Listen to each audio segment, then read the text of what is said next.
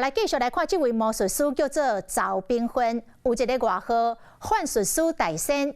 伊讲伊昨受邀请到南投草屯的新世代扶轮社来做表演，结果有2个男子当众人的面，甲伊变魔术的道具晓出来，嘻嘻哈哈，搁甲起笑，伊是相当的气愤，讲一生的志业，互大里的涂骹来糟蹋。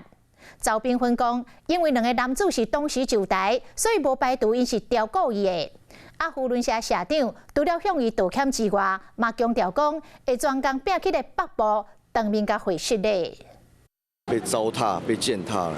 魔术师赵冰芬火气未消，个无奈用幻术师大仙的称号，伫咧面册顶悬超过8万人追踪。昨昏暗时到南投草屯新世代扶轮社演出，却互2个查甫人当场跳台，把秘密的手法压出来。第一次遇到真的冲上台，那个是我无法可躲、无法可闪。收东西的时候，突然2个男子就直接冲上台，然后把我的道具直接拿起来，秘密直接朝观众，然后就很戏谑的指2下。如果不是蓄意的话，如何能同时冲上来？快好代志经过，2个查甫人伫安可表演了后，一人一边做伙上台，当场甲道具变出来，搁骗想讲机关伫倒位。经过赵冰芬主动，2个人才笑登去坐，互伊气甲是直接问讲观众的素质伫倒位。有当面跟他多次表达我们社的歉意，造成社会的纷扰，真的，我们在这里要跟大家深深的鞠躬，先致歉。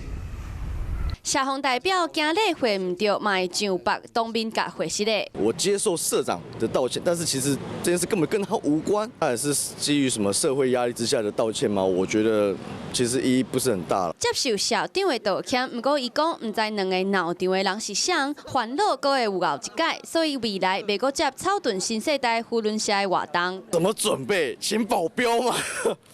不是，不要魔术要到请保镖那。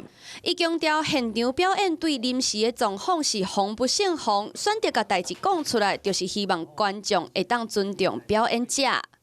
Hello， 我是易景，想要抢先掌握最及时的新闻资讯吗？赶快订阅、按赞、开启小铃铛，锁定华视新闻的 YouTube 频道。